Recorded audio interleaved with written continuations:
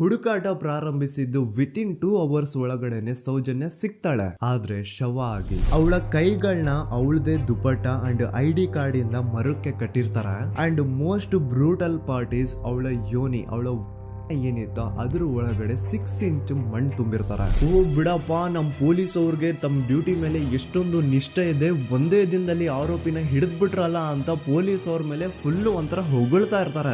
ಆದ್ರೆ ಪಾಪ ಜನರಿಗೆ ಎಲ್ಲಿ ಗೊತ್ತಿತ್ತು ಈ ಕೇಸ್ ನ ರಿಯಲ್ ಆರೋಪಿ ಬೇರೆ ಯಾರೋ ಇದಾರೆ, ಪೊಲೀಸ್ ಅವರೇ ಈ ಕೇಸ್ ನ ಮಿಸ್ಲೀಡ್ ಮಾಡೋದಕ್ಕೆ ಸುಮ್ನೆ ಸಂತೋಷ್ನ ಅರೆಸ್ಟ್ ಮಾಡಿದ್ದಾರೆ ಅಂತ. ಪೊಲೀಸ್ ಅವರು ಈ ಕೇಸ್ ಅಲ್ಲಿ ಕರಪ್ಟ್ ಆಗಿದ್ದಾರೆ, ಪೊಲೀಸ್ ಅವರೇ ಸತ್ಯ ಮುಚ್ಚಿಡ್ಲಿಕ್ಕೆ ಟ್ರೈ ಮಾಡ್ತಿದ್ದಾರೆ. ಹಾಗಾಗಿ ಈ ಕೇಸ್ ನ ಇನ್ಮುಂದೆ ಪೊಲೀಸ್ ಅವರಲ್ಲದೆ CBI ಅವರು ಇನ್ವೆಸ್ಟಿಗೇಷನ್ ಮಾಡಬೇಕು, ಈ ಕೇಸ್ ನ CBI ಒಪ್ಸಿ ಅಂತ ಅಗೇನ್ ಪ್ರೊಟೆಸ್ಟ್ ಗಳು ಸ್ಟಾರ್ಟ್ ಆಗ್ತವೆ. ಸೌಜನ್ಯ ಕೇಸ್ ಒಂದೇ ಅಲ್ಲ, ನಾರಾಯಣ ಹಾಗೂ ಯಮುನಾ ಕೇಸಲ್ಲೂ, ವೇದವಲ್ಲಿ ಕೇಸಲ್ಲೂ, ಆ ಬ್ಯಾಂಕ್ ಮ್ಯಾನೇಜರ್ ನ ಕೇಸಲ್ಲೂ ಹಾಗೂ ಪದ್ಮಲತಾ ಕೇಸಲ್ಲೂ ಸೀದಾ ಡೈರೆಕ್ಟ್ ಡೌಟ್ ಬರೋದೆ ಊರಿನ ಗೌಡ್ರ ಮೇಲೆ. ಸೌಜನ್ಯ ಕೇಸ್ ಬಿಟ್ಟು ಆ ಇನ್ನೊಂದು ಕೇಸ್ ಯಾವುದು, ಅದಕ್ಕೂ ಸಂತೋಷ್ಗೂ ಏನ್ ಸಂಬಂಧ, ಅದ್ರಲ್ಲಿ ಯಾಕೆ ಸಂತೋಷ್ನ ಪೊಲೀಸ್ ಅವರು ಫಿಟ್ ಮಾಡಿದ್ರು ಅಂತ ಪ್ರತಿಯೊಂದು ಹೇಳ್ತೀನಿ.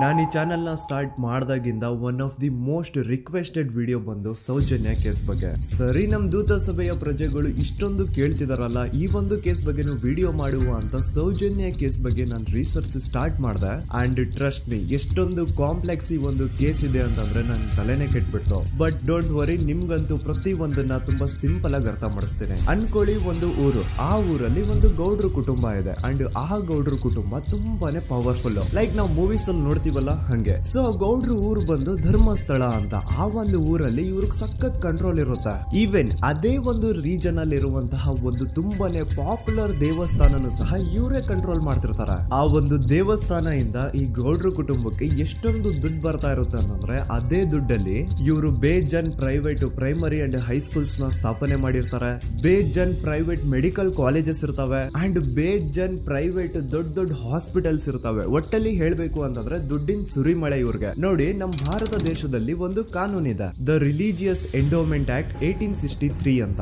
ಬೇಸಿಕಲಿ ಈ ಒಂದು ಕಾನೂನು ಏನ್ ಹೇಳುತ್ತೆ ಅಂತಂದ್ರೆ, ಭಾರತದಲ್ಲಿ ಯಾವ್ದೆಲ್ಲ ಹಿಂದೂ ಟೆಂಪಲ್ಸ್ ಇದಾವೋ ಅವೆಲ್ಲ ಗವರ್ಮೆಂಟ್ ಪ್ರಾಪರ್ಟಿ. ಆ ಹಿಂದೂ ಟೆಂಪಲ್ಸ್ ನ ಮ್ಯಾನೇಜ್ಮೆಂಟ್ ಎಲ್ಲ ಗವರ್ಮೆಂಟ್ ಕೈಗೆ ಹೋಗಿ ಗವರ್ಮೆಂಟ್ ಡಿಸೈಡ್ ಮಾಡುತ್ತೆ ಆ ಮ್ಯಾನೇಜ್ಮೆಂಟ್ ಅಲ್ಲಿ ಯಾರ್ ಕೆಲ್ಸಕ್ಕೆ ಇರಬೇಕು, ಯಾರ್ ಕೆಲ್ಸಕ್ಕೆ ಇರಬಾರ್ದು, ಅಂಡ್ ಆ ಟೆಂಪಲ್ ಇಂದ ಬರ್ತಿರುವಂತಹ ಡೊನೇಷನ್ ಅಮೌಂಟ್ ನ ಏನ್ ಮಾಡ್ಬೇಕು ಅಂತ. ಸೊ ಈ ಒಂದು ಕಾನೂನಿನ ಪ್ರಕಾರ ಗವರ್ಮೆಂಟ್ ಇಂಡಿಯಾದಲ್ಲಿ ಇರುವಂತಹ ಆಲ್ಮೋಸ್ಟ್ ಎಲ್ಲಾ ಹಿಂದೂ ಟೆಂಪಲ್ಸ್ ನ ತನ್ನ ಕಂಟ್ರೋಲ್ ಅಲ್ಲಿ ತಗೋತಾ ಇರ್ಬೇಕಾದ್ರೆ ಗವರ್ಮೆಂಟ್ ಅಫಿಷಿಯಲ್ಸ್ ಧರ್ಮಸ್ಥಳ ಶ್ರೀ ಮಂಜುನಾಥ ದೇವಸ್ಥಾನಕ್ಕೂ ರೀಚ್ ಔಟ್ ಮಾಡ್ತಾರೆ. ಅಂಡ್ ಆಗ ಇಷ್ಟು ದಿನ ಟೆಂಪಲ್ ನ ಕಂಟ್ರೋಲ್ ಮಾಡ್ತಿದ್ದಂತಹ ಆ ಗೌಡ್ರ ಕುಟುಂಬ ಏನ್ ಹೇಳುತ್ತೆ ಗೊತ್ತಾ, ಇಲ್ಲ ಇದು